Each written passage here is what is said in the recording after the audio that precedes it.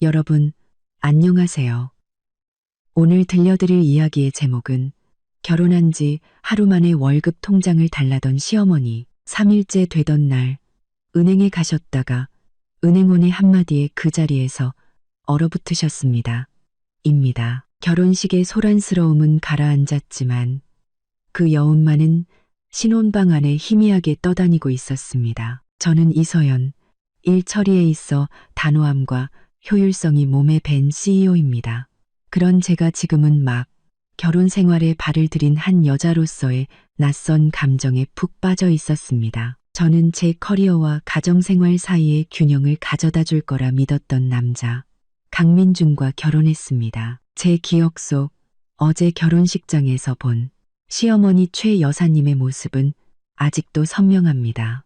최 여사님은 인자하고 품위 있는 외모의 소유자셨죠. 화려한 조명이 쏟아지는 무대 위에서 어머니는 제 손을 꼭 잡고 따뜻하고 다정한 목소리로 말씀하셨습니다. 우리 착한 며느리, 이제 아무 걱정 말고 일에만 전념하렴.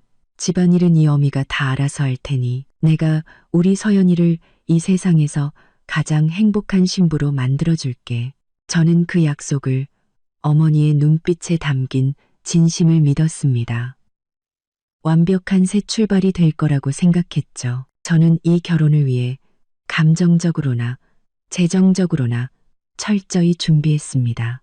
CEO로서 저는 경제적 독립의 중요성을 잘 알고 있었습니다. 그래서 제 개인 자산은 누구도 알지 못하게끔 빈틈없이 정리해 두었죠. 결혼 전 제 명의로 구입한 강남의 오피스텔, 각종 투자 계좌, 그리고 CEO로서 받는 진짜 급여가 입금되는 주거래 통장까지 모든 것은 철저히 보호받으며 그 누구의 통제권 밖에도 있었습니다. 제가 시댁에 공개하기로 계획한 카드는 매달 생활비의 일부를 이체해두는 기본급 통장 하나뿐이었습니다.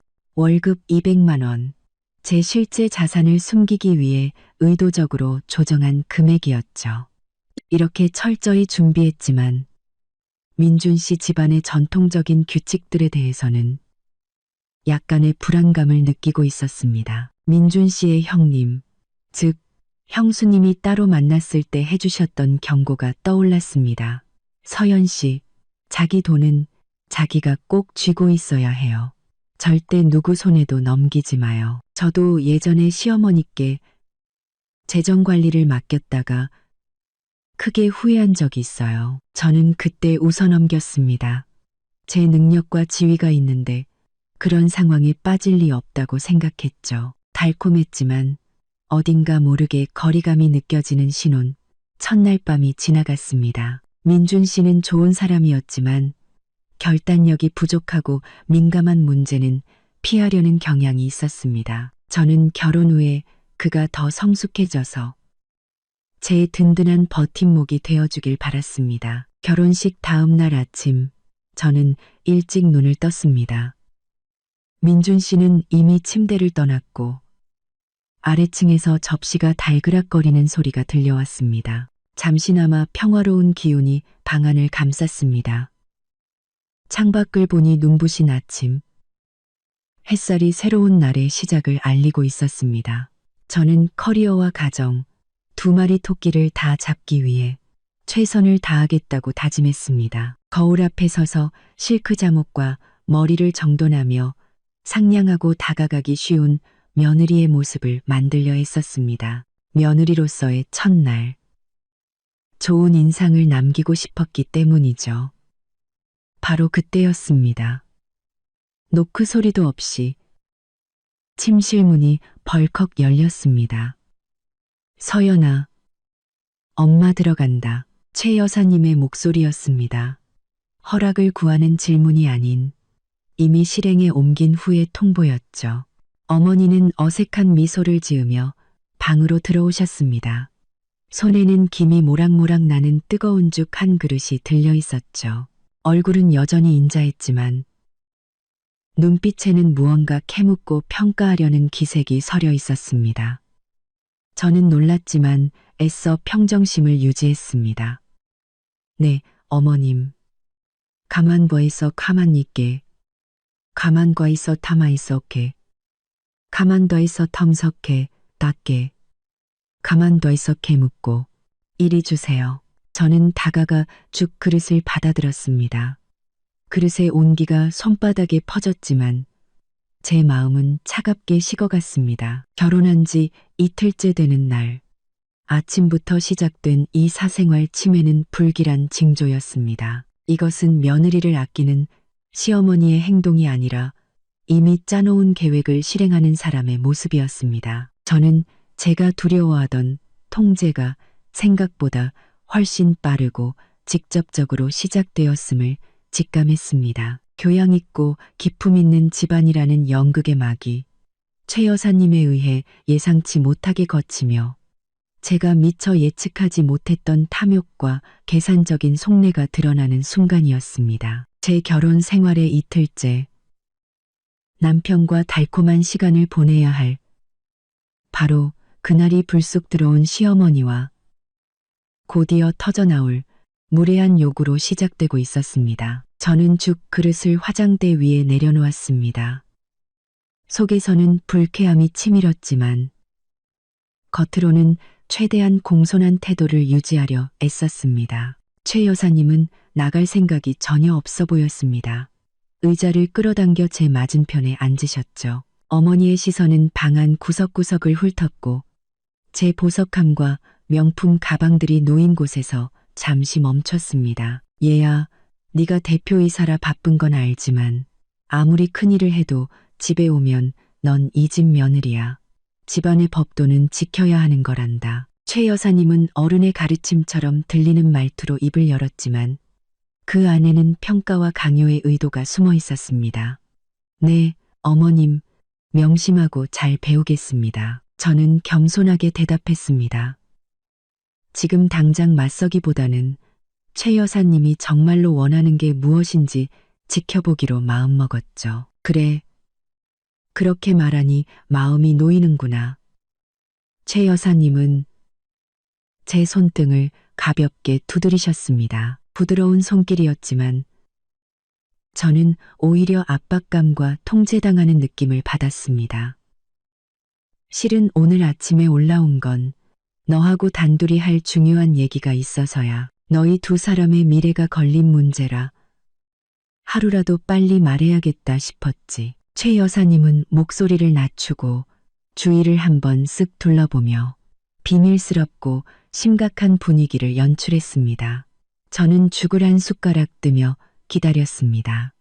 어느 정도 각오는 했지만 이렇게까지 무례하고 직접적인 방식일 줄은 몰랐습니다.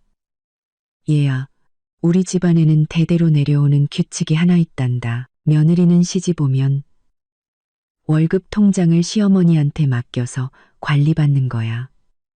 최 여사님은 반박의 여지를 주지 않는 단호한 목소리로 선언했습니다. 이건 너희 부부가 돈을 함부로 낭비하지 않고 가장 효율적으로 모을 수 있게 하려는 거란다. 내가 괜히 몇십 년 동안 대기업 회계팀장까지 했겠니? 경험 많은 내가 관리하는 게 가장 합리적이야. 심장이 쿵하고 내려앉는 기분이었습니다. 등골을 타고 차가운 기운이 흘렀죠. 저는 CEO, 경제적으로 완벽하게 자립한 여성이었습니다. 제 돈에 대한 통제권을 빼앗기는 것은 저의 독립성과 존중, 그리고 자존감을 빼앗기는 것과 다름없었습니다. 저는 이른바 집안의 규칙이라는 것이 최 여사님의 탐욕과 통제욕을 정당화하기 위한 변명에 불과하다는 것을 잘 알고 있었습니다. 그러니 내 월급 통장이랑 카드, 비밀번호 전부 나한테 주렴.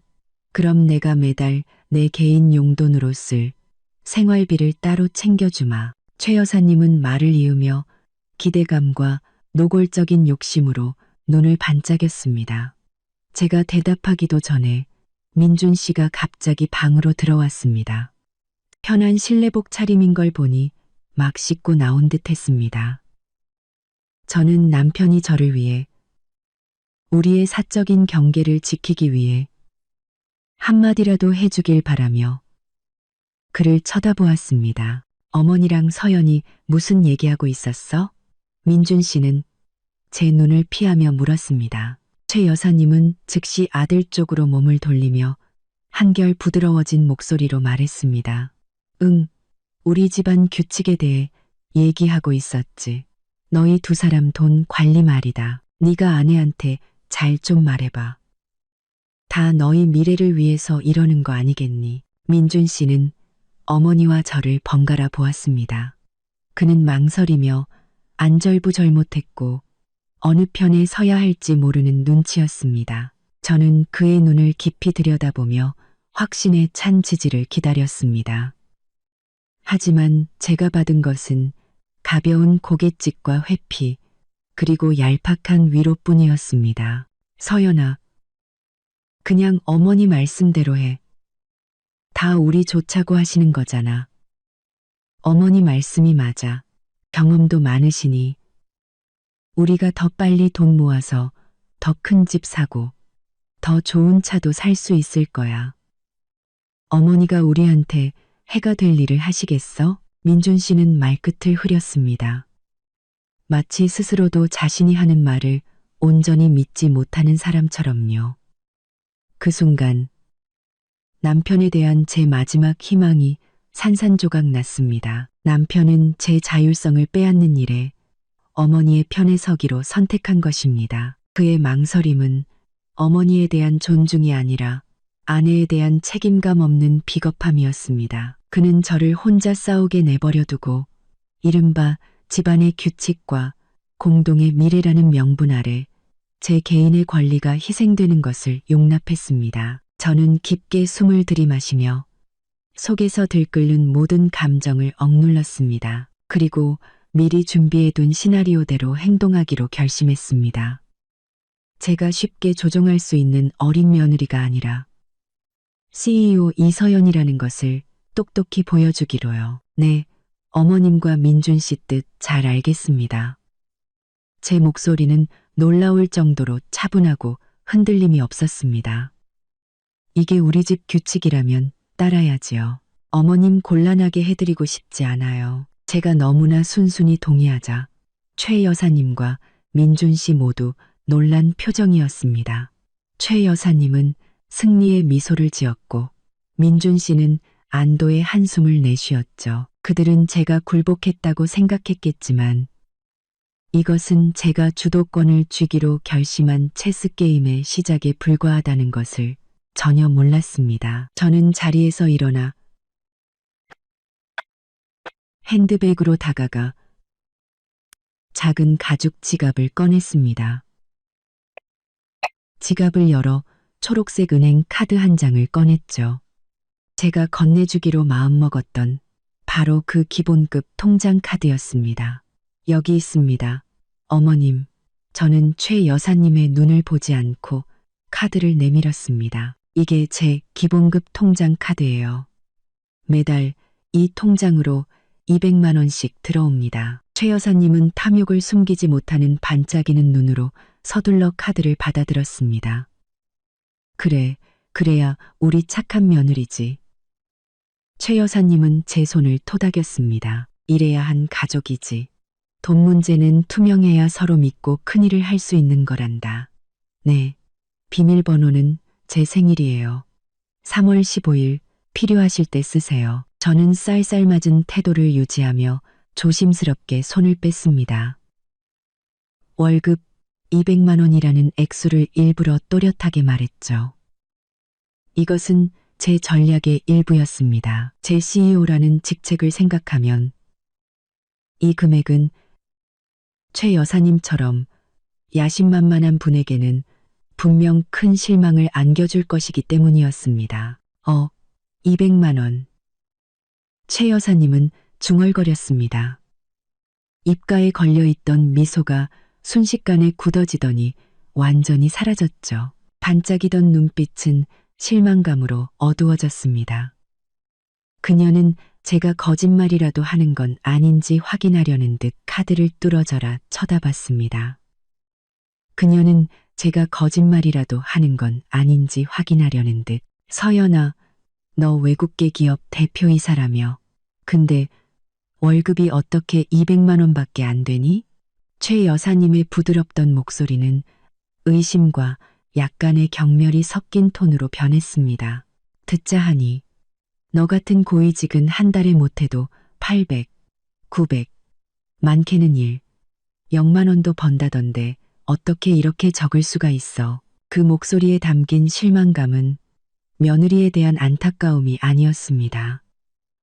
자신이 생각했던 것만큼 큰 떡고물을 얻지 못했다는, 속았다는 느낌에서 비롯된 것이었죠. 그녀는 돈으로 가득 찬 카드, 자신이 마음대로 주무를 수 있는 거대한 자금줄을 기대했던 것입니다.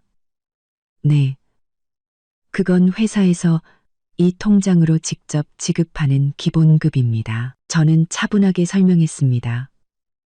그 외 다른 수입의 대부분은 투자 계좌나 별도의 펀드로 들어가요. 하지만 그건 어차피 제가 결혼하기 전부터 모은 제 개인 돈이니까 굳이 가족들에게 공개할 필요는 없다고 생각합니다. 저는 결혼 전부터 모은 제 개인 돈이라는 부분을 의도적으로 강조하며 명확한 선을 그었습니다. 제 설명은 최 여사님을 만족시키지 못했습니다. 그녀는 미간을 찌푸렸고 얼굴에는 경멸감이 노골적으로 드러났습니다. 예, 그만둬라. 기본급이 200이면 그게 뭐니? 내 형님은 그냥 마케팅 팀장인데도 한 달에 400만 원은 꼬박꼬박 번단다. 넌 대표라는 애가 형님 반토막이야? 그녀는 조롱하듯 말했습니다. 옆에 서 있던 민준 씨는 어머니와 아내 사이에 긴장감이 흐르자 힘없이 끼어들었습니다. 어머니, 그만하세요. 외국계 회사는 급여 체계가 다른가 보죠. 전 먼저 내려가 볼게요. 어머니랑 서연이 얘기 나누세요. 민준 씨는 그렇게 자리를 피했습니다. 시어머니의 분노와 경멸 앞에 저를 혼자 남겨두고서요. 그의 행동은 제 결심을 더욱 굳히게 만들었습니다. 최 여사님은 아들의 말은 아랑곳하지 않았습니다. 손에 쥔 카드를 뒤집었다 폈다 하던 그녀는 문 쪽으로 가다가 멈춰서서 휴대폰을 꺼내 들었습니다. 그리고는 일부러 방을 나가지 않고 전화를 걸기 시작했습니다. 언니, 나야, 명숙이. 지금 민준이네 신혼방인데. 아, 너무 웃긴 일이 있어서 바로 전화했잖아. 최 여사님은 저 들으라는 듯 일부러 큰 소리로 말했습니다. 그 서연이라는 애 말이야. 외국계 회사 대표라고 해서 얼마나 대단한가 했더니 월급이 고작 200만 원이래. 내가 방금 그 월급 카드 받았거든. 언니네 딸만큼은 될 줄 알았지. 겉만 번지르르 하다고 속까지 그런 건 아닌가 봐. 그치, 언니? 최 여사님은 제 면전에서 제 월급을 대놓고 깎아내리고 자랑했습니다. 이 통화를 이용해 자신의 자만심과 분노를 해소하고 있었죠. 제가 똑똑히 듣고 당신 눈에 저는 그저 보잘것없는 며느리일 뿐이라는 걸 알게 하려는 속셈이었습니다. 저는 조용히 서서 최 여사님의 1인극을 지켜봤습니다. 분노는 이미 마음속 깊은 곳에서 경멸감으로 바뀌어 있었습니다. 월급 액수 때문에 화가 난 게 아니었습니다. 사람에 대한 존중도 교양도 없는 그 행동 방식 때문이었죠. 전화를 끄는 최 여사님은 만족스러운 표정으로 저를 돌아봤습니다. 들었니? 서연아. 솔직히 말해서 내일 다시 한번 생각해 봐야겠다. 월급 200만 원으로 내 아들 앞가림이나 하겠니? 어머님, 저 출근해야 해서요. 오전에 이사회 미팅이 있습니다. 제가 대답했습니다. 제 목소리는 허락을 구하기보다 명령에 가까운 냉정함을 띠고 있었습니다. 저는 화장실로 들어갔습니다. 연극은 시작되었고 이제는 제가 반격할 차례였습니다. 저는 완벽한 오피스룩으로 갈아입고 욕실에서 나왔습니다. CEO로서의 냉철하고 단호한 모습으로 돌아왔죠. 어떤 사적인 감정도 제 태도에 영향을 미치게 두지 않았습니다. 민준 씨가 다시 방으로 들어왔습니다. 그는 제게 똑바로 다가와 침대 끝에 걸터 앉았습니다. 그의 눈에는 미안함과 당혹감이 가득했습니다. 서연아, 어머니한테 너무 화내지 마. 그는 마치 어린아이를 달래는 듯한 부드러운 목소리로 말했습니다. 어머니는 그냥 어른이시고 또 돈 관리에 익숙하셔서 그래. 다른 뜻은 없으실 거야. 다 우리를 위해서 그러시는 거지. 저는 그를 올려다봤습니다. 우리를 위해서요? 좀 더 자세히 말해줄래요, 민준 씨? 우리를 위해서 당신 어머니가 제 경제적 자율권을 빼앗는 걸 내버려 뒀나요? 우리를 위해서 제 면전에서 형님이랑 비교하며 저를 깎아내리는 전화를 하도록 내버려 뒀고요. 저는 따지려는 게 아니었습니다. 그저 사실을 담담하게 나열했을 뿐이죠. 제가 선택한 이 남자가 과연 이 진실을 어떻게 마주할지 보고 싶었습니다. 민준 씨는 제 시선을 피하며 고개를 숙였습니다. 미안해. 어머니가 그렇게 하신 건 잘못된 거 알아. 하지만 알잖아. 어머니 고집 센 거. 우리가 이제 막 결혼했으니 당신이 조금만 참아줘.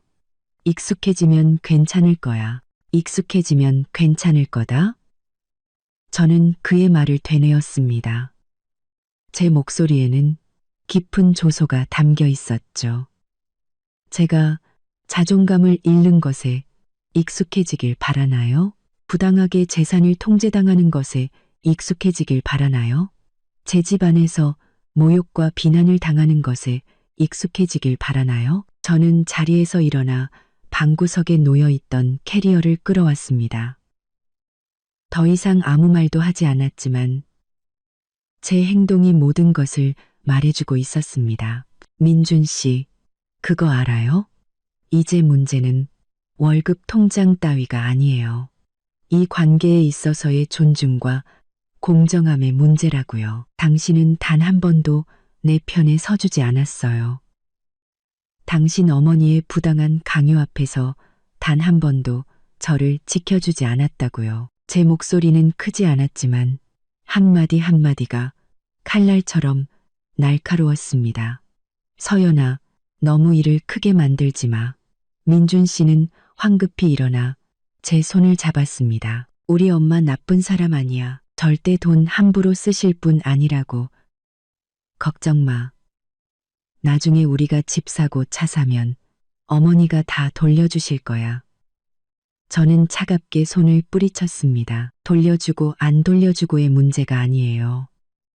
존중의 문제라고요. 경제적으로 독립하고 사회적으로 성공한 여자는 시댁으로부터 최소한의 존중을 받을 자격이 있어요. 당신과 당신 어머니는 결혼 이틀 만에 그걸 앗아갔어요. 그리고 그건 저로서는 도저히 받아들일 수 없는 일이에요. 민준 씨는 더 이상 아무 말도 하지 못했습니다. 그는 그저 무력한 눈으로 저를 바라볼 뿐이었죠. 저는 서류 가방을 챙겼습니다. 안에는 업무 서류가 아닌 이혼에 대한 굳은 결심이 들어있었죠. 저 출근할게요. 저는 그를 쳐다보지도 않고 말했습니다. 곧장 아래층으로 내려가니 최 여사님이 거실에 앉아 제 은행 카드를 만지작거리고 있었습니다. 그녀는 저를 힐끗 쳐다봤지만 불쾌한 표정 그대로 아무 말도 하지 않았습니다. 저 역시 인사하지 않았습니다. 그대로 문을 향해 걸어 나갔습니다. 저는 차를 몰아 회사로 향했습니다.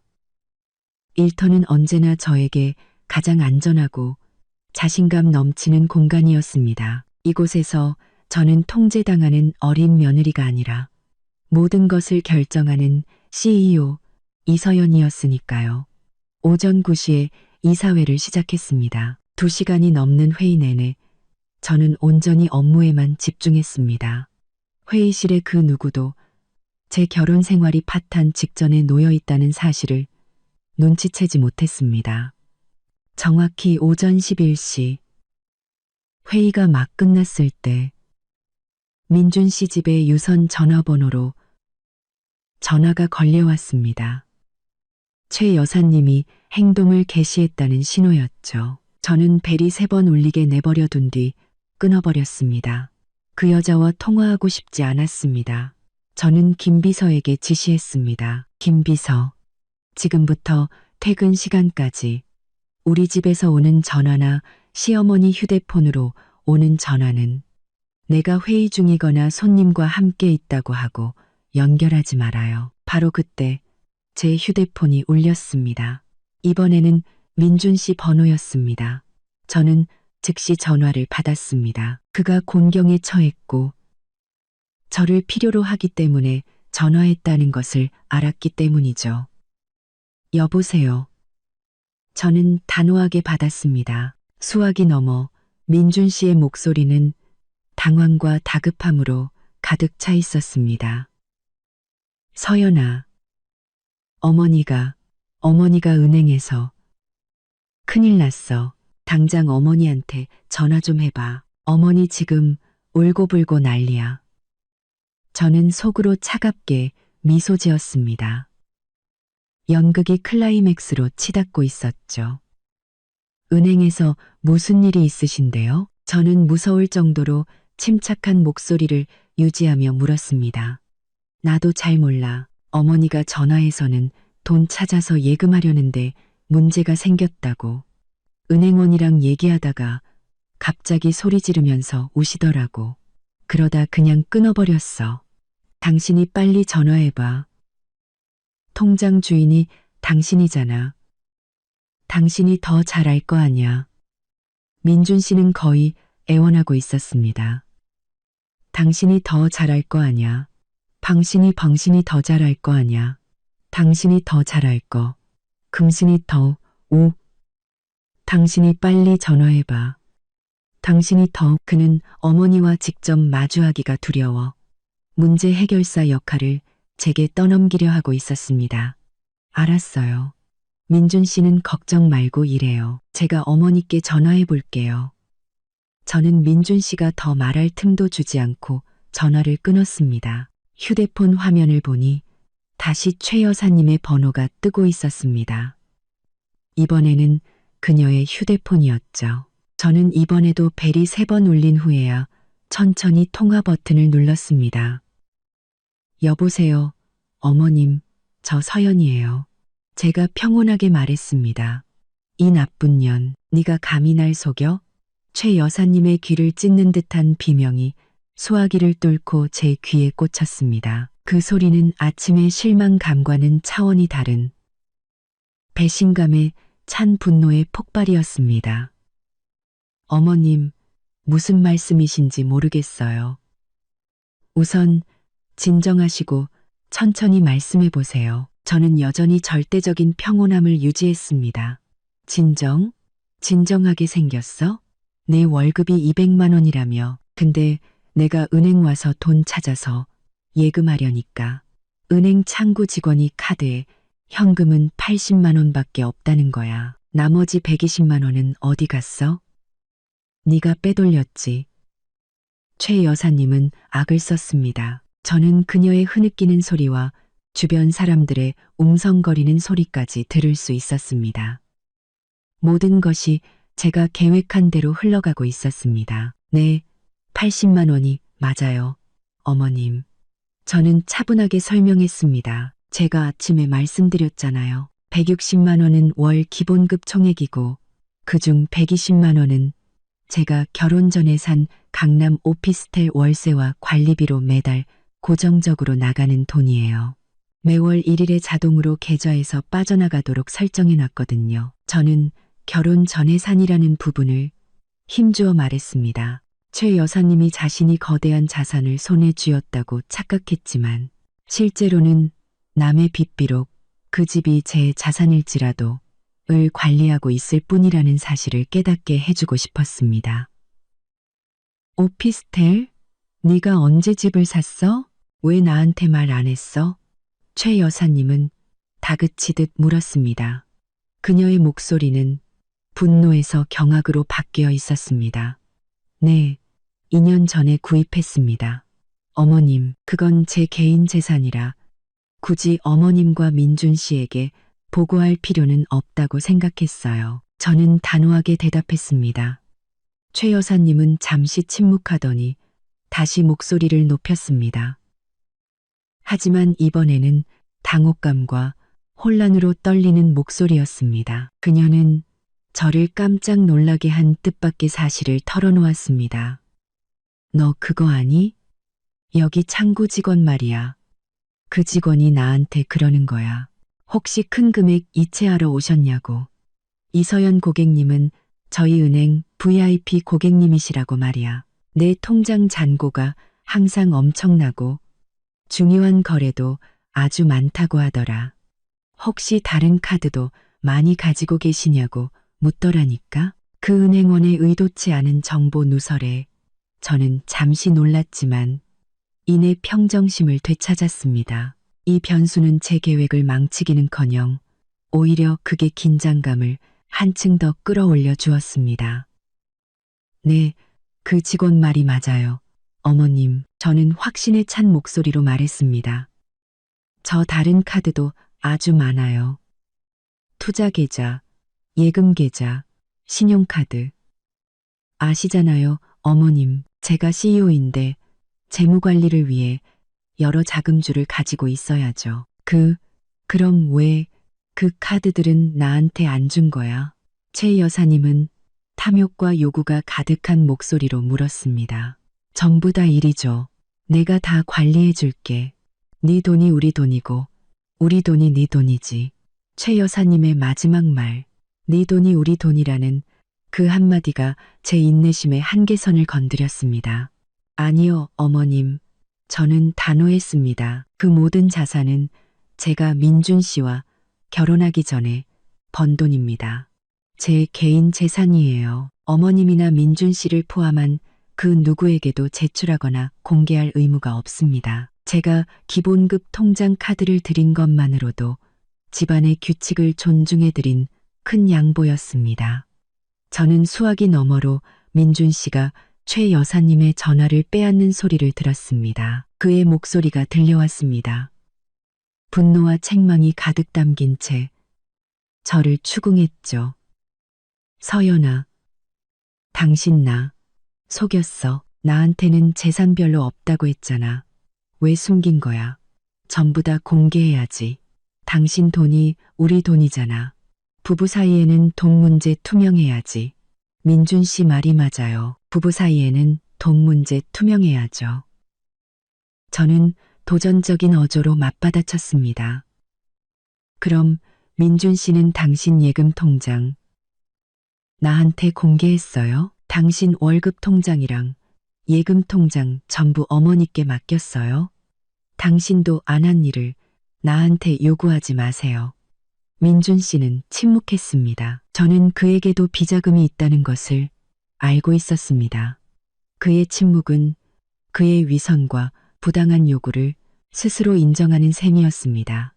죄송하지만 더 이상 할 말 없네요. 저는 즉시 전화를 끊고 민준 씨와 최 여사님의 번호를 모두 차단해버렸습니다. 저는 자리에서 일어나 재킷을 챙겼습니다. 그리고 김 비서에게 마지막 지시를 내렸죠. 김 비서, 차 준비해줘요. 은행에 급히 가봐야겠어요. 저는 제 자존감과 재산을 지키기 위해 단호하게 행동해야 한다는 것을 알았습니다.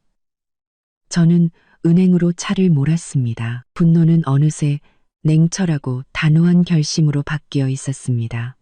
더 이상 감정에 휘둘리지 않았습니다. 저는 손실이 난 사업 관계를 재정비하는 CEO 모드로 완벽하게 전환했습니다.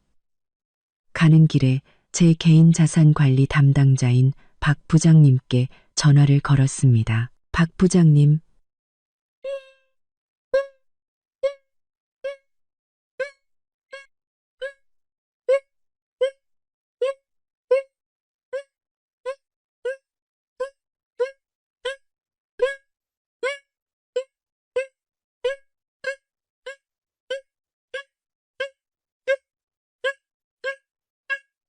박 부장님, 박 부장님의 목소리는 언제나 침착하고 전문적이었습니다. 첫째, 제 총자산 모든 투자 및 예금 계좌, 그리고 실제 CEO 급여가 입금되는 계좌 정보는 절대적인 보안을 유지해 주십시오. 그 누구에게도, 심지어 제 가족에게도 절대 공개되어서는 안 됩니다. 오늘 오후에 저희 시어머니께서 은행에 방문하셨다가 한 직원의 실수로 제가 VIP 고객이라는 사실이 노출된 것 같습니다. 제가 명령하듯 말하자 박 부장님은 즉시 사과했습니다. 죄송합니다, 대표님. 직원이 부주의했던 것 같습니다. 즉시 긴급 회의를 소집하여 고객 정보 보안 규정을 재정비하겠습니다. 안심하십시오. 지금부터 대표님의 모든 정보는 VIP 고객실 최고 보안 등급으로 관리될 것입니다. 감사합니다. 그리고 두 번째, 제가 은행에 도착하면 즉시 새 ATM 카드와 완전히 새로운 계좌를 준비해 주십시오. 기존 카드에 남아있는 80만 원을 새 계좌로 옮긴 후 기존 카드는 즉시 해지하겠습니다. 제가 단호하게 말했습니다. 네, 바로 준비하겠습니다. 제 VIP 상담실로 바로 오시면 됩니다. 모든 절차를 가장 신속하게 처리해 드리겠습니다. 저는 은행에 들어서자마자 VIP 상담실로 직행했습니다. 박 부장님은 이미 저를 기다리고 있었죠. 모든 절차는 신속하고 전문적이며 비밀리에 진행되었습니다. 저는 박 부장님께 낡은 급여 카드를 건넸습니다. 마지막 남은 80만 원을 새 계좌로 옮겨주세요. 그리고 이 카드는 해지하고 원래 계좌는 영구적으로 폐쇄해 주십시오. 10분도 채 되지 않아 저는 새 카드를 받고 기존 계좌 해지 통보를 받았습니다. 대표님, 카드 해지 절차가 모두 완료되었습니다. 이제 아무도 그 계좌에 접근할 수 없습니다. 박 부장님이 알려주었습니다. 저는 민준 씨 가족과의 모든 재정적 연결고리를 끊어버렸습니다. 닭분형 제 소유의 모든 것에 대한 통제권을 완벽하게 되찾은 것이죠. 저는 차에 올라 기사에게 민준 씨 집으로 가자고 했습니다. 그들의 며느리로서 그 집에 발을 들여놓는 것은 이번이 마지막이 될 것임을 알고 있었습니다. 더 이상 두려움이나 걱정은 없었습니다. 오직 돌이킬 수 없는 결정을 내린 사람의 단호함만이 느껴질 뿐이었습니다. 오후 2시쯤 민준 씨 집에 도착했습니다. 집 안으로 들어서자 이상할 정도로 고요한 분위기가 감돌았습니다. 저는 곧장 신혼방으로 올라갔습니다. 방구석에서 캐리어를 끌어내고 옷장을 열어 제 모든 개인 물품을 챙기기 시작했습니다. 결혼 선물이나 함께 쓰던 물건은 단 하나도 챙기지 않았습니다. 모든 것을 깨끗하고 명확하게 정리하고 싶었죠. 바로 그때 최 여사님과 민준 씨가 방문 앞에 나타났습니다. 최 여사님은 제가 돌아온 것을 분명히 알아차린 듯 했습니다. 그녀의 얼굴은 분노와 불안으로 붉게 달아올라 있었고, 민준 씨는 어머니 뒤에 서서 어쩔 줄 모르는 난처한 표정을 짓고 있었습니다. 최 여사님은 제가 입을 열기도 전에 방으로 달려들어 제 얼굴에 대고 손가락질했습니다. 이 나쁜 년. 어딜 갔다가 이제야 기어들어와? 네가 날 속여? 감히 그 월급 카드를 해지해. 내가 방금 은행에 전화해봤더니 계좌가 이미 폐쇄됐다고 하더라. 최 여사님은 분노로 쉰 목소리로 소리쳤습니다. 인자한 겉모습은 온데간데 없고 오직 벌거벗은 탐욕만이 남아있었습니다. 저는 캐리어를 닫고 조심스럽게 잠갔습니다. 그리고 최 여사님을 마주보고 섰습니다. 제 표정은 너무나 평온해서 오히려 그녀를 당황하게 만들 정도였습니다. 네, 맞아요. 어머님, 방금 은행 가서 그 카드 해지하고 오는 길이에요. 제 돈은 제가 알아서 할 권리가 있으니까요. 저는 확고한 목소리로 대답했습니다. 마침내 민준 씨가 입을 열었습니다.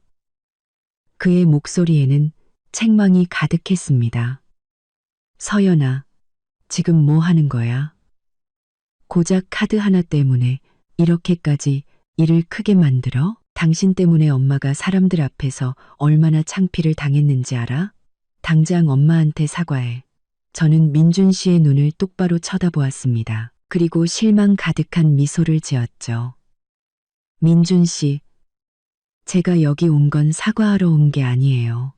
제 짐을 챙기고 한 가지를 선언하러 왔어요. 저는 캐리어를 제 쪽으로 당겨 똑바로 섰습니다. 두 사람을 번갈아 보며 또박또박 단호하게 말했습니다.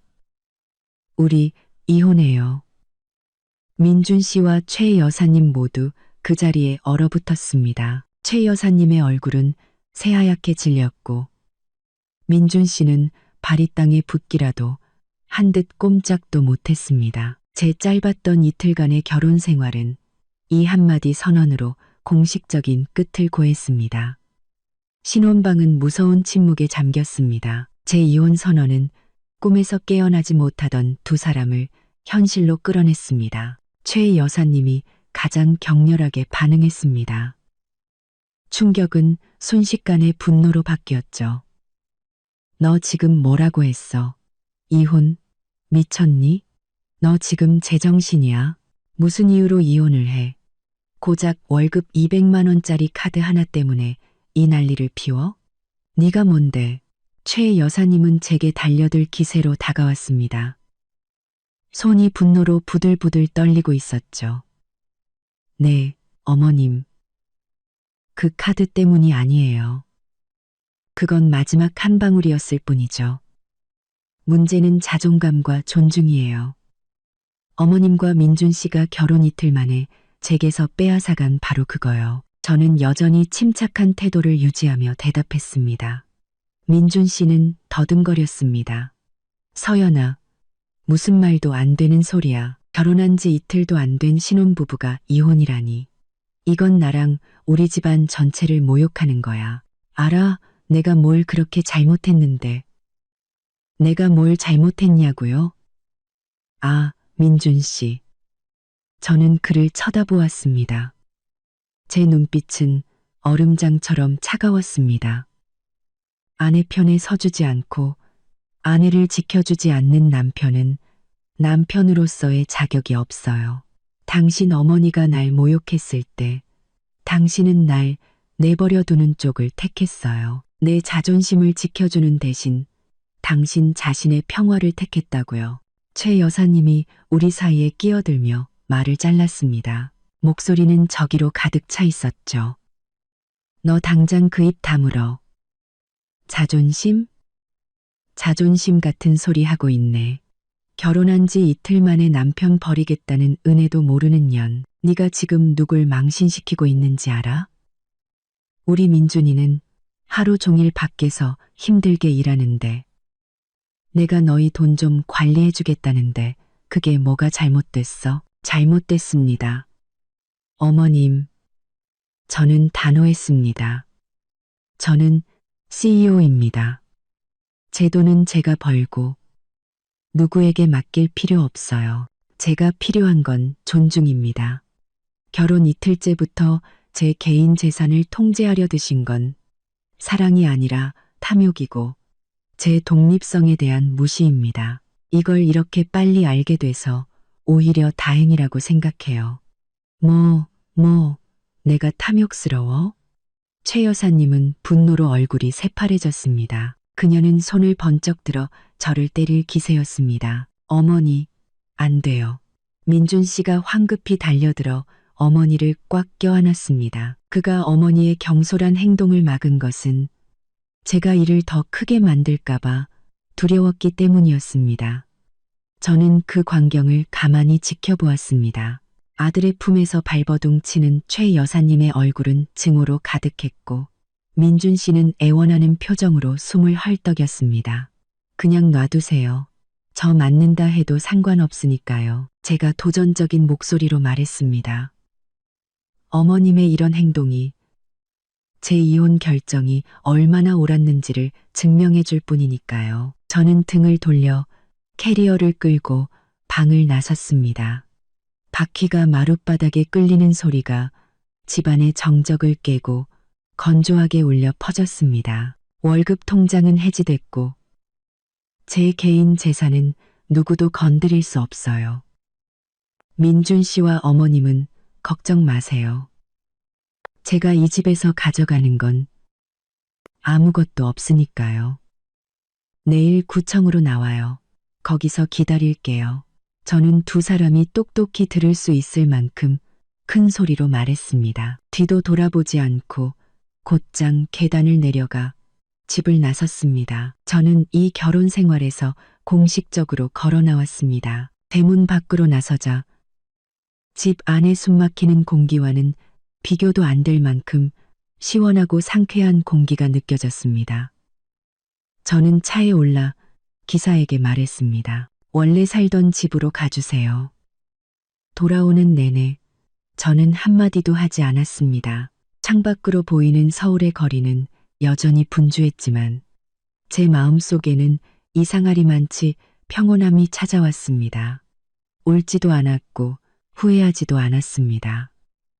창밖으로 보이는 서울의 거리는 오히려 더 큰 후폭풍을 몰고 오기 전에 큰 실수를 바로잡았다는 안도감이 들었죠. 제 명의의 고급 오피스텔에 도착해 문을 열자 익숙함과 자유로움이 저를 반겼습니다. 바로 이곳이야말로 저를 위한 공간이었습니다. 다르시만 저를 위한 공간이었습니다. 옷을 갈아입고 친정어머니께 전화를 걸었습니다. 어머니께서 걱정하실 것을 알았지만 가족의 지지가 필요했습니다. 엄마, 저 서연이에요. 딸, 너 집에 돌아왔다는 얘기 들었다. 어머니의 목소리에는 걱정이 가득했습니다. 분명 지인을 통해 소문을 들으신 게 틀림없었죠. 저는 깊게 숨을 들이마셨습니다. 네, 엄마, 저 집에 왔어요. 그리고 저 이혼했어요. 어머니는 잠시 침묵하셨습니다. 저는 어머니께서 제 성급함을 집안 망신시킨 것을 꾸짖으실 거라 생각했습니다. 하지만 어머니는 제 가슴을 뭉클하게 만드는 한마디를 건네셨습니다. 진작에 했어야지. 내 딸, 저는 목이 메었습니다. 엄마, 저한테 화 안 나셨어요? 화는 무슨. 그 집안, 처음부터 너랑 안 어울린다고 생각했다. 그 사람들은 널 사랑해서가 아니라 내 재산이랑 내 대표이사라는 명함 보고 널 며느리로 들인 거야. 똑똑하고 능력 있는 내 딸이 왜 그런 우유부단한 남자랑 탐욕스러운 시어머니 밑에서 살아야 하니? 아주 잘했다. 내 자존심이 그깟 결혼 생활보다 100배, 1000배는 더 소중해. 어머니의 목소리에는 절대적인 지지와 사랑이 담겨 있었습니다. 고마워요, 엄마. 마음속에 얼어붙어 있던 얼음덩이가 녹아내리는 기분이었습니다. 저는 커리어와 가정, 두 마리 토끼를 다 잡기 위해 최선을 다하겠다고 다짐했습니다. 거울 앞에 서서 실크 잠옷과 머리를 정돈하며 상냥하고 다가가기 쉬운 며느리의 모습을 만들려 했었습니다. 며느리로서의 첫날. 좋은 인상을 남기고 싶었기 때문이죠. 바로 그때였습니다. 노크 소리도 없이 침실문이 벌컥 열렸습니다. 서연아, 엄마 들어간다. 최 여사님의 목소리였습니다. 허락을 구하는 질문이 아닌 이미 실행에 옮긴 후의 통보였죠. 어머니는 어색한 미소를 지으며 방으로 들어오셨습니다. 손에는 김이 모락모락 나는 뜨거운 죽 한 그릇이 들려 있었죠. 얼굴은 여전히 인자했지만 눈빛에는 무언가 캐묻고 평가하려는 기색이 서려 있었습니다. 저는 놀랐지만 애써 평정심을 유지했습니다. 네, 어머님. 가만 둬있어 가만히 있게. 가만 둬있어 타마 있어게. 가만 둬있어 텀석해 닦게. 가만 둬있어 캐묻고 이리 주세요.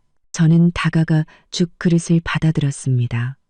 그릇의 온기가 손바닥에 퍼졌지만 제 마음은 차갑게 식어갔습니다. 그렇게 단호하게 선언한 후에 제 전 남편이 무슨 말을 할지 궁금했습니다.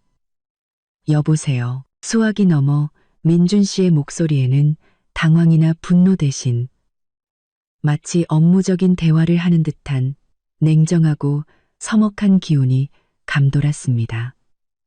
서연아, 나야. 무슨 일이죠? 강민준 씨? 저 역시 딱딱하고 단호한 어조로 응수했습니다. 저기, 다시 돌아와 줄 수 없을까? 어머니가 지금 너무 화가 나셔서 그래. 내가 어머니랑 다시 얘기해 볼게. 우리 다시 시작할 수 있잖아. 응. 저는 비웃음을 터뜨렸습니다. 다시 시작하자고요? 어떻게 시작할 건데요? 앞으로 있을 또 다른 부당한 싸움에서. 당신이 내 편에 서주기라도 할 건가요? 전 못 믿겠네요. 민준 씨, 매일같이 시댁과 전쟁하며 살고 싶지 않아요. 민준 씨는 침묵했습니다. 그러더니 그의 목소리가 바뀌었습니다. 낮고 간절한 톤으로요. 네가 화난 거 알아. 근데 서연아, 부탁할 게 하나 있어. 아주 급한 일인데 혹시 저는 최 여사님이 카드를 요구했던 일부터 민준 씨의 회피, 그리고 제가 카드를 해지하고 이혼을 선언하기까지의 모든 일을 간략하게 설명했습니다. 이야기를 다 들으신 어머니는 민준 씨 집안의 행동에 더욱 분노하셨습니다. 걱정하지 마. 내 소신대로 해. 엄마랑 아빠가 뒤에서 전부 지지해 줄게. 탁굽고 집안 체면보다 네 행복과 자존심이 훨씬 더 중요해. 전화를 끊었습니다. 어머니의 지지는 앞으로 닥쳐올 모든 뒷말에 맞설 힘을 주었습니다. 더 이상 집안 체면을 지켜야 한다는 부담감에 얽매일 필요가 없었습니다. 저는 자리에 앉아 제 개인 변호사인 김 변호사에게 전화를 걸어 다음 날 아침 이혼 절차를 준비하기 시작했습니다. 모든 것을 신속하고 깔끔하게 처리하고 싶었습니다. 저는 이미 사실상 독신이었고 이제 법적인 확인 절차만 남았을 뿐이었습니다. 변호사와 나눌 서류를 준비하고 있을 때 휴대폰이 울렸습니다. 민준 씨의 회사 번호였습니다. 잠시 망설이다가 전화를 받기로 했습니다. 불과 몇 시간 전 그는 내 돈이 우리 돈이라는 논리로 제게 재산 공개를 요구했습니다. 그리고 이제는 바로 그 논리를 이용해 3억 원을 빌려달라고 하고 있었죠. 강민준 씨, 착각하지 마세요. 제 목소리는 얼음장처럼 차가웠습니다. 첫째, 우리는 이혼했어요. 당신은 더 이상 내 남편이 아니에요. 둘째, 당신은 내 돈이 우리 돈이라고 했죠. 그럼 당신은 단 한 번이라도 당신 돈이 우리 돈이라고 말한 적 있나요? 당신 재산 공개한 적 있어요? 저는 그의 대답을 기다리지 않고 마지막으로 단호하게 쏘아붙였습니다. 강민준 씨, 당신한테는 내 편에 설 기회가 있었어요. 하지만 당신은 당신 어머니를, 탐욕을, 그리고 당신의 나약함을 선택했죠. 당신 스스로 나와의 모든 관계를 끝내버린 거예요. 다시는 네 남편이니 우리 돈이니 하는 논리로 나한테 전화하지 마세요. 저는 가차없이 전화를 끊고 그의 회사 번호까지 즉시 차단해버렸습니다. 모든 것이 끝났습니다. 저는 완벽하게 자유로워졌습니다. 민준 씨의 번호를 차단한 후 저는 휴대폰을 소파에 던져버렸습니다. 자리에 앉아 깊게 숨을 쉬며 정말 옳은 일을 했다고 느꼈습니다. 민준 씨가 돈을 빌려달라고 전화한 것은 이 결혼의 진짜 목적이 무엇이었는지를 보여주는 가장 명백한 증거였습니다. 바로 그때 다시 전화벨이 울렸습니다. 제 자산관리 담당자인 박 부장님이었습니다. 저는 전화를 받았습니다. 박 부장님, 무슨 일이시죠? 이 대표님, 업무 시간 외에 연락드려 죄송합니다. 보고 드릴 것이 있어 전화드렸습니다.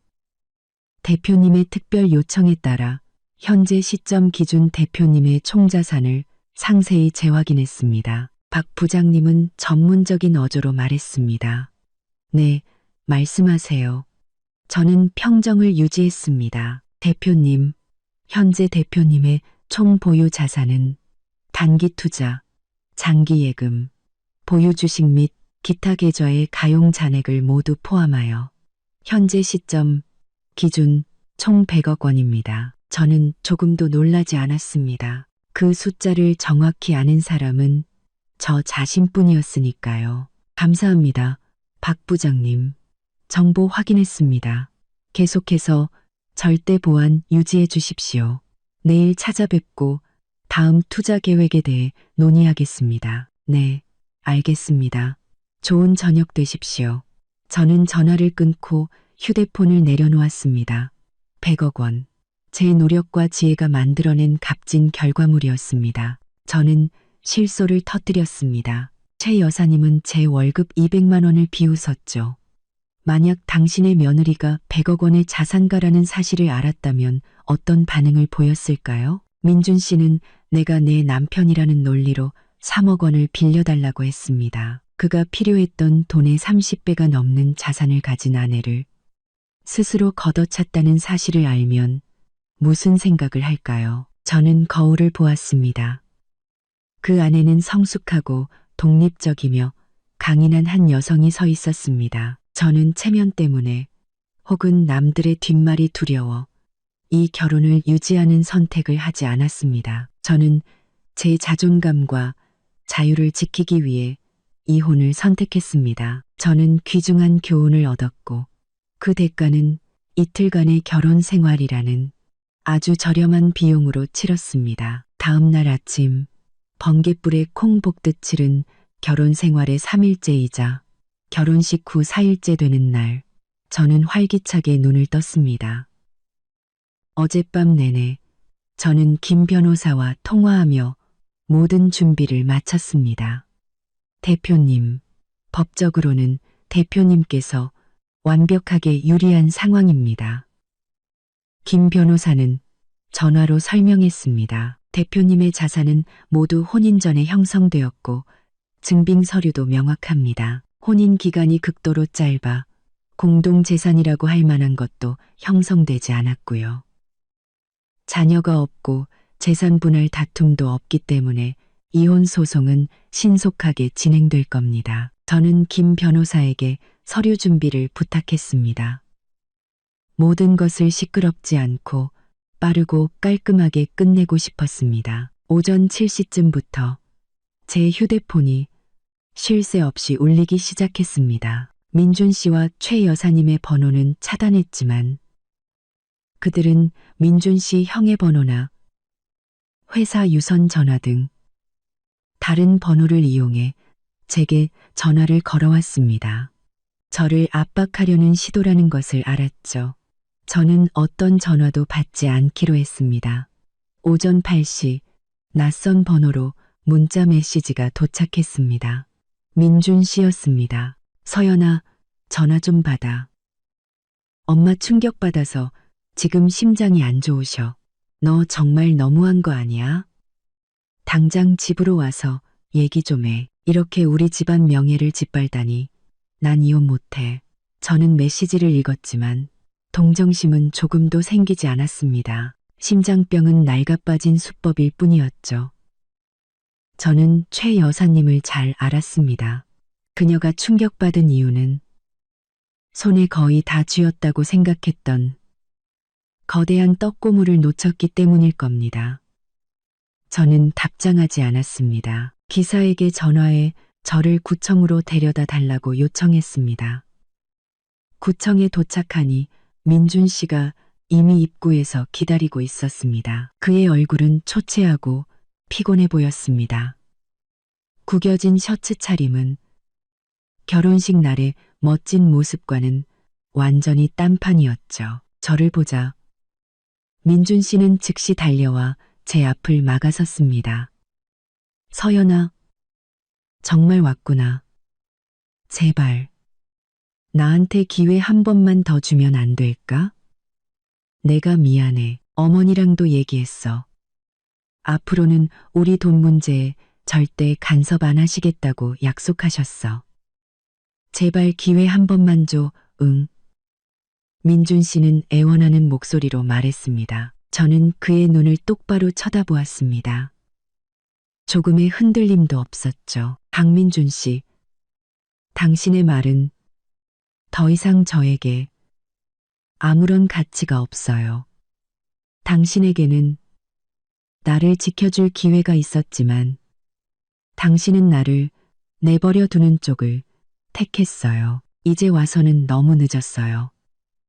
나도 그냥 평화롭게 지내고 싶었을 뿐이야. 서연아, 당신은 대표고 돈도 많이 벌잖아. 내 입장도 좀 이해해줘야지.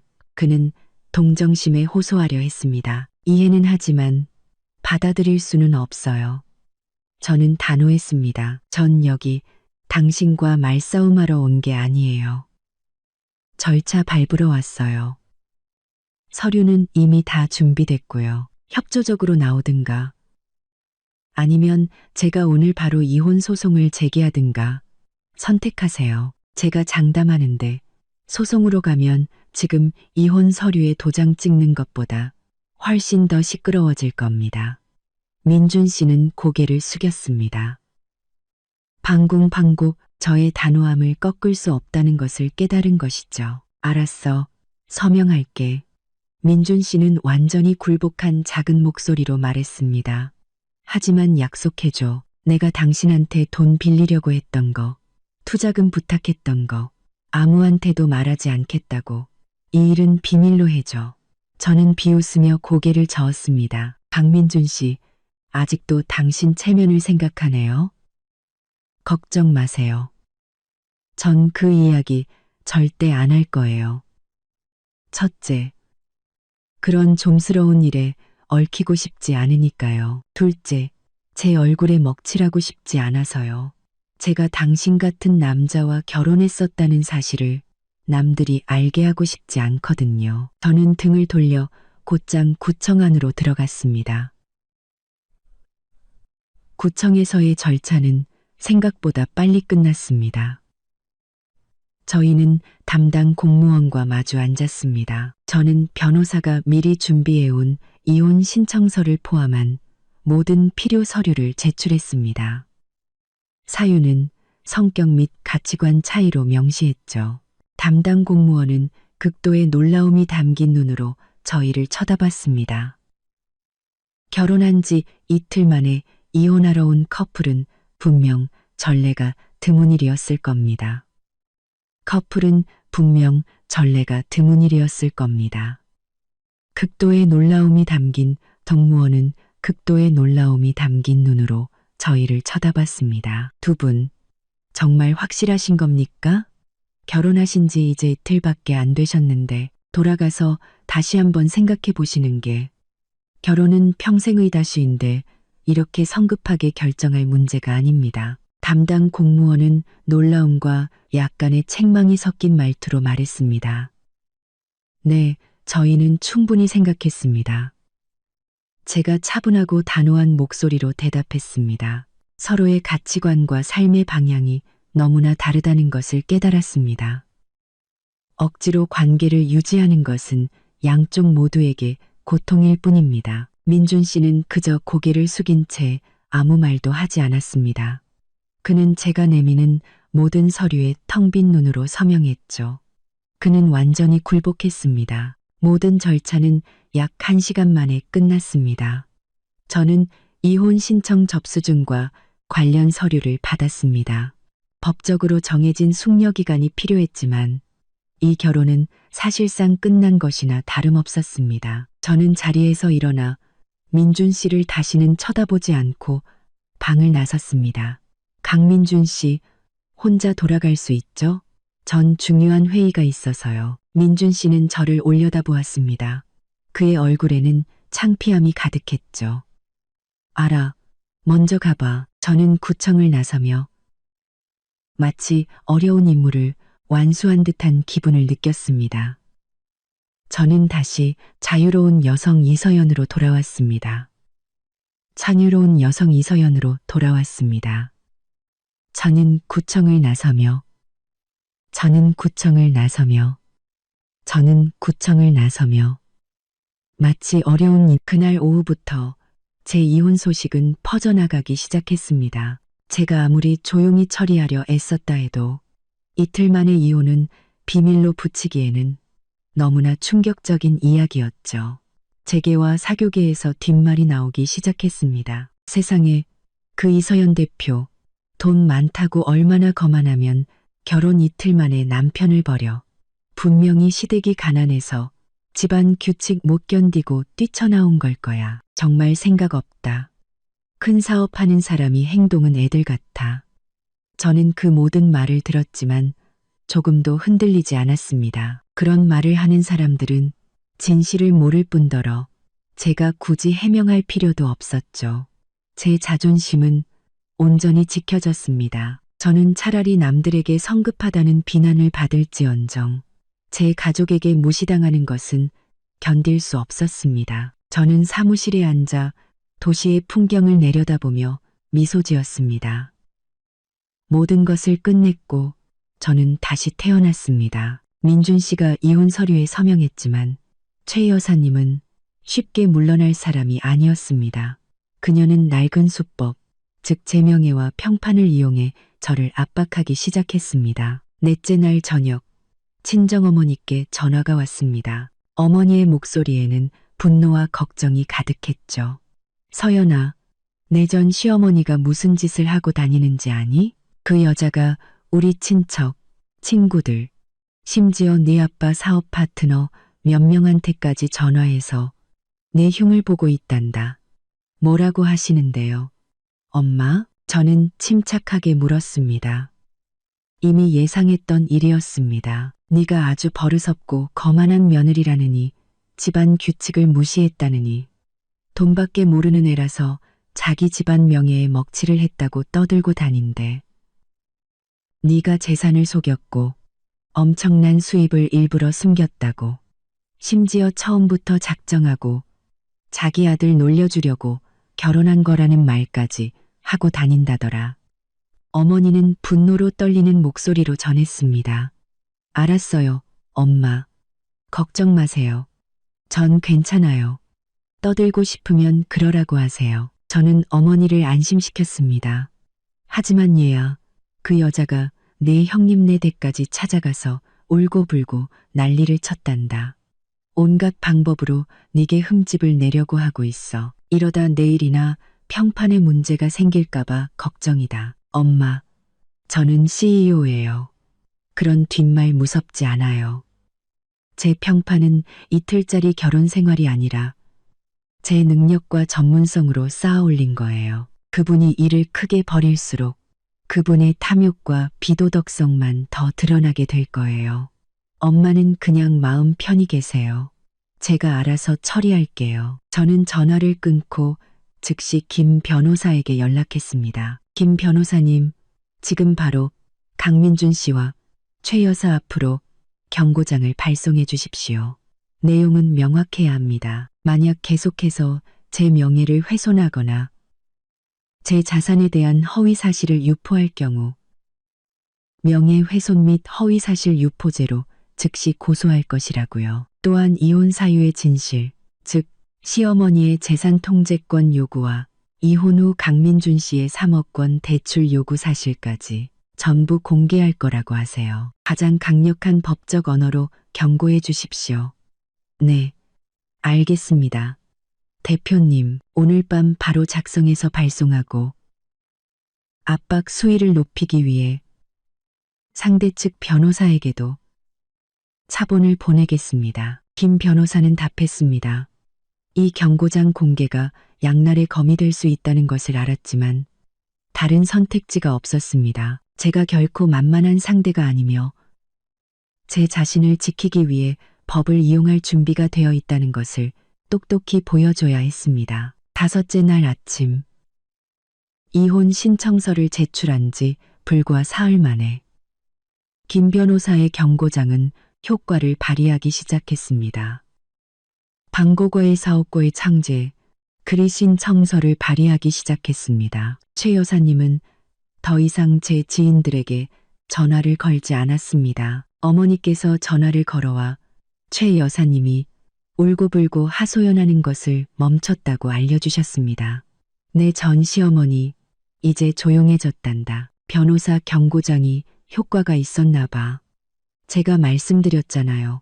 엄마, 전 쉽게 당하는 사람 아니에요. 저를 지키기 위해서라면 어떤 수단이든 쓸 준비가 되어 있다고요. 제가 어머니께 말씀드렸습니다. 하지만 압박은 거기서 그치지 않았습니다. 그 대가로 저는 100억 원의 자산을 그리고 무엇보다 중요한 제 자존심을 지켜냈습니다. 저는 제 인생의 중요한 결론 하나를 얻었습니다. 짧은 인생에서 체면 때문에 자존심을 잃어서는 안 된다. 체면은 거칠애일 뿐 자존심이야말로 독립적인 여성의 핵심 가치다. 그 번개 같은 결혼은 제가 제 자신의 진정한 가치를 깨닫고 불합리한 규칙이나 타인의 탐욕에 얽매이지 않는 온전한 삶을 살게 해준 발판이었습니다. 저는 김 변호사에게 전화해 해외의 새로운 부동산을 매입하는 건에 대해 논의했습니다. CEO 이서연의 삶은 그 어느 때보다 강하고 눈부시게 계속되고 있었습니다. 이혼 후 제 삶은 그 어느 때보다 평온하고 자유로워졌습니다. 시댁의 부당한 요구에 균형을 맞추려 애쓸 필요도 나약한 남편을 마주할 필요도 없었죠. 저는 제 인생의 통제권을 완벽하게 쥐고 있었습니다. 저는 친정어머니와 꾸준히 연락하며 가족의 절대적인 지지를 받았습니다. 어머니는 늘 제게 상기시켜 주셨죠. 직접적인 언급은 없지만 메시지는 명백합니다. 이것은 변호사님이 보내신 경고장 내용을 심각하게 위반하는 행위입니다. 알겠습니다. 대표님. 마지막 통첩을 보내겠습니다. 저는 전화를 끊고 암호화된 메시지 앱을 통해 민준 씨에게 메시지를 보냈습니다. 오직 그만이 볼 수 있도록요. 메시지 내용은 간단했지만 그를 영원히 침묵하게 만들기에 충분한 무게를 지니고 있었습니다. 강민준 씨, 김 변호사의 경고장은 장난이 아닙니다. 당신은 그 게시물을 올림으로써 경고를 위반했습니다. 지금 당장 그 글을 삭제하고 모든 비방 행위를 멈추지 않으면 당신 어머니가 제 재산을 통제하려 했던 녹취록과 이혼 후 당신이 3억 원을 빌려달라고 했던 증거까지 전부 공개하겠습니다. 내가 당신에게 연락할 방법은 얼마든지 있다는 걸 기억하세요. 당신의 마지막 남은 체면이라도 지킬 수 있는 마지막 기회입니다. 10분도 채 지나지 않아 저는 소셜미디어를 확인했습니다. 민준 씨의 게시물은 사라져 있었습니다. 그는 더 이상 우리의 결혼에 대해 어떤 글도 올리지 않았습니다. 저는 미소 지었습니다. 이 체스 게임에서 제가 이겼습니다. 제가 돈이 더 많아서가 아니었습니다. 타협을 거부하는 자존감과 단호함이 있었기 때문입니다. 법적 압박과 진실의 무게 앞에 민준 씨와 최 여사님이 완전히 침묵한 후 제 삶은 다시 평온한 궤도로 돌아왔습니다. 전 시댁으로부터의 그 어떤 방해도 없었죠. 법적 압박과 진실의 무게 앞 저는 온전히 회사 일에만 집중했습니다. 몇 주 후 제 이혼 절차는 공식적으로 마무리되었습니다. 저와 민준 씨는 더 이상 만날 필요가 없었죠. 김 변호사가 저를 대신해 모든 서류 절차를 완료했습니다. 저는 법적으로도 완벽한 싱글이 되었습니다. 재계와 사교계의 뒷말은 많았지만 저는 어떤 부정적인 영향도 받지 않았습니다. 오히려 저의 단호함이 사업 파트너들의 눈에는 강하고 결단력 있는 리더의 이미지로 비쳤습니다. 그들은 제가 타협하지 않는 사람이라는 것을 깨달았고 그것은 CEO에게 높이 평가되는 자질 중 하나였죠. 한 이사회에서 한 임원이 제게 이혼 소문에 대해 조심스럽게 물었습니다. 이 대표님, 최근 대표님의 사생활에 대한 좋지 않은 소문이 들려옵니다. 대표님의 심리나 리더십에 영향은 없으신지요? 저는 미소 지었습니다. 눈빛은 날카로웠지만 자신감으로 가득 차 있었죠. 제 개인적인 문제는 신속하고 단호하게 해결되었습니다. 가치 없는 일에 제 업무가 영향받도록 두지 않습니다. 제가 잘못된 관계를 단 이틀 만에 끝낼 수 있었다는 사실이야말로 제가 얼마나 민첩하고 망설임이 없으며 넘지 말아야 할 선을 분명히 아는 사람인지를 보여주는 가장 명확한 증거일 겁니다. 이러한 자질은 지금처럼 치열한 비즈니스 환경에서 CEO에게 반드시 필요한 덕목이라고 생각합니다. 그 설명 이후 그 누구도 감히 추가 질문을 하지 못했습니다. 제 평판은 훼손되기는커녕 자신의 권리와 자존심을 지킬 줄 아는 강철의 CEO라는 더욱 긍정적인 방향으로 재정립되었습니다. 저는 새로운 투자 프로젝트를 강력하게 추진하기 시작했습니다. 개인적인 실망감을 커리어의 동력으로 삼아 쉴 새 없이 일했습니다. 저는 커리어와 경제적 독립이야말로 한 여성을 위한 가장 튼튼한 기반이라는 것을 증명해 보였습니다. 저는 시어머니가 던졌던 질문에 대한 답을 찾았습니다. 월급 200만 원이 뭐니? 그것은 통제를 상징하는 숫자였을 뿐 100억 원이야말로 저의 진짜 가치였습니다. 몇 달이 흘렀고 저는 민준 씨와 그의 가족을 거의 생각하지 않게 되었습니다. 제 인생에서 그 결혼의 흔적을 완전히 지워버렸죠. 어느 날 저녁 사무실에 앉아 다음 분기 투자 계획을 검토하고 있을 때 박 부장님에게서 전화가 왔습니다. 이 대표님, 축하드릴 일이 있어 전화드렸습니다. 대표님 회사가 대형 계약을 성사시켰더군요. 저희가 함께 세웠던 투자 계획대로 순조롭게 진행되고 있습니다. 감사합니다. 부장님, 저도 우리의 전략을 믿고 있었습니다. 박 부장님은 잠시 망설이다가 말했습니다. 아, 그런데 제가 들은 소식이 하나 있습니다. 강민준 씨 회사가 아주 큰 어려움을 겪고 있는 것 같습니다. 거액의 부채를 상환하지 못할 위기에 처했다고 하더군요. 빚을 갚기 위해 회사를 매각할 방법을 찾고 있다고 합니다. 저는 그저 고개를 끄덕였습니다. 놀랍지 않았죠. 그는 결단력 없이 남에게 의존하기만 하는 사람이었으니까요. 그런 사람은 오래 사업을 할 수 없습니다. 이 대표님, 그때 그에게 3억 원을 빌려주지 않으신 것은 정말 현명한 판단이셨습니다. 만약 그랬다면 그 돈도 아마 허공으로 사라졌을 겁니다. 박 부장님은 한숨을 쉬었습니다. 그가 제게 대표님의 자산 관리 담당자라는 것을 알고 접근해서 혹시 대표님께서 다시 돈을 빌려줄 가능성이 있는지 물어보더군요. 저는 단칼에 거절하고 대표님의 정보 보안 약속을 다시 한번 상기시켜 주었습니다. 감사합니다, 부장님. 잘하셨습니다. 제가 대답했습니다. 박 부장님은 경고의 어조로 말을 이었습니다.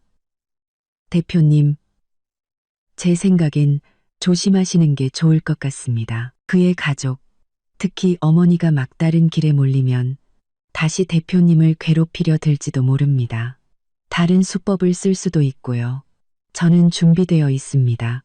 부장님, 저에게는 변호사가 있고 단호함이 있습니다. 그들이 제 삶에 끼어들 어떤 기회도 주지 않을 겁니다. 저는 전화를 끊고 창밖을 내다보았습니다. 민준 씨 회사의 몰락은 탐욕과 나약함이 불러온 필연적인 결과였습니다. 그는 스스로의 힘으로 사업을 일구는 대신 아내의 돈에 의지하는 길을 택했고 이제 그 대가를 치르고 있는 것이죠. 저는 그가 돈을 빌려달라고 애원했던 것을 다시 떠올렸습니다. 만약 제가 그 부탁을 들어주었다면 돈뿐만 아니라 제 자신에 대한 존중까지 잃었을 겁니다. 박 부장님의 예상대로 얼마 지나지 않아 저는 다시 민준 씨 가족의 방해를 받게 되었습니다. 하지만 이번에는 예상치 못한 경로를 통해서였죠. 어느 날 오후 제가 집에 있을 때 친정어머니께 전화가 왔습니다.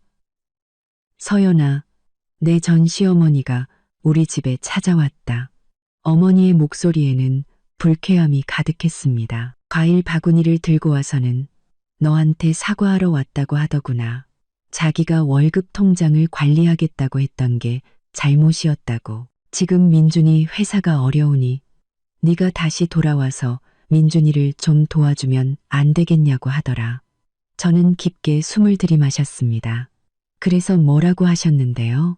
아무리 그래도 너희 둘은 부부의 연이 있었고 돈도 중요하지만 정이 아직 남지 않았냐고 하더구나. 네가 다시 생각해서 민준이한테 돌아와 주길 바란다고. 앞으로는 너희 돈 문제에 절대 간섭 안 하겠다고 약속까지 하더라. 우리랑 다시 사돈 맺고 싶다고도 하고.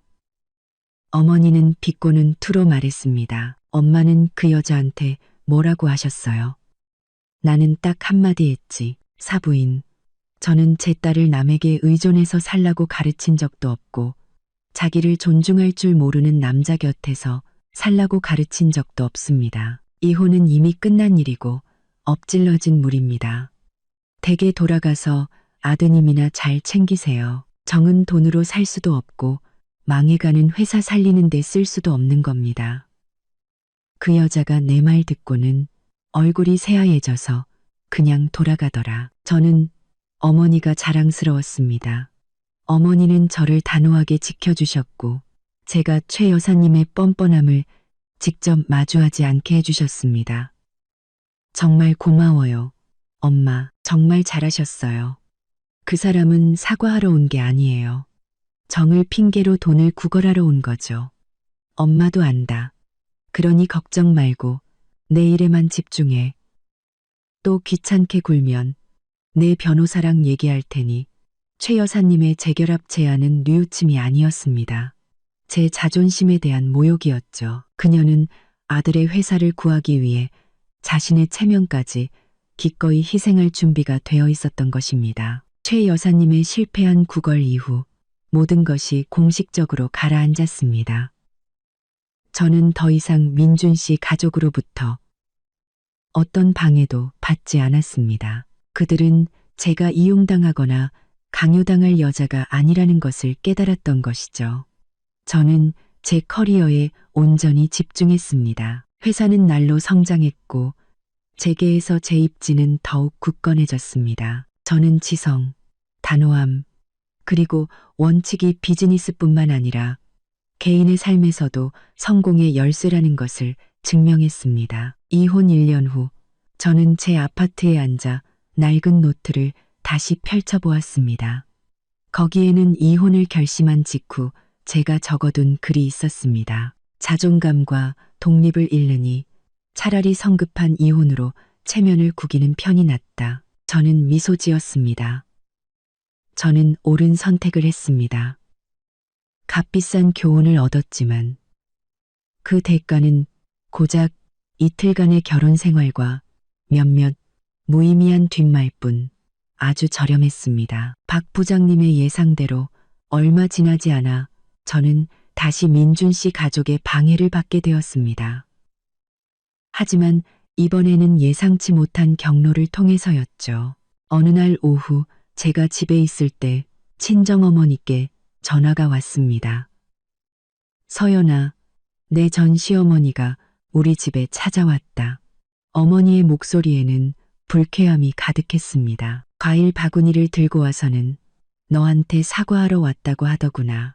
자기가 월급 통장을 관리하겠다고 했던 게 잘못이었다고. 지금 민준이 회사가 어려우니 네가 다시 돌아와서 민준이를 좀 도와주면 안 되겠냐고 하더라. 저는 깊게 숨을 들이마셨습니다. 그래서 뭐라고 하셨는데요?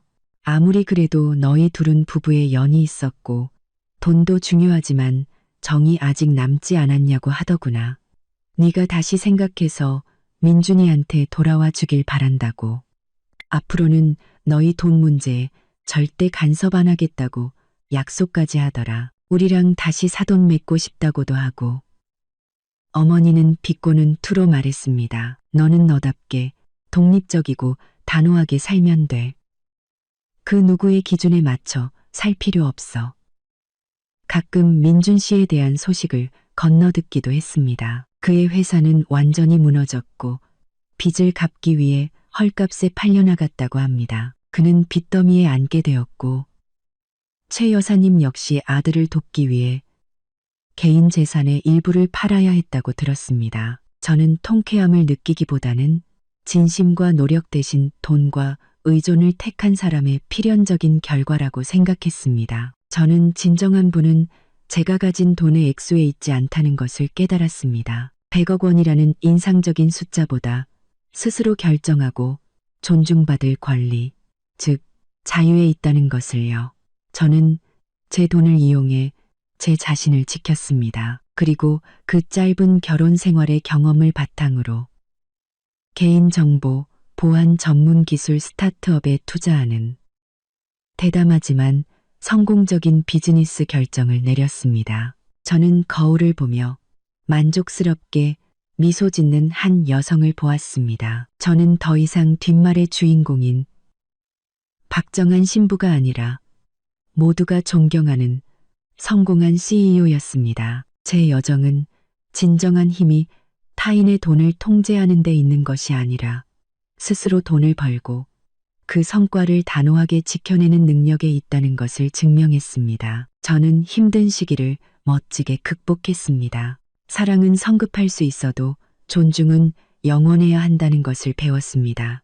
저는 노트를 덮으며 완벽한 평온함을 느꼈습니다. 모든 것이 끝났고 눈부신 새 미래가 저를 기다리고 있었습니다. 저는 이 체스 게임에서 CEO의 자존심과 지성으로 승리했습니다. 끝까지 경청해 주신 여러분 진심으로 감사합니다.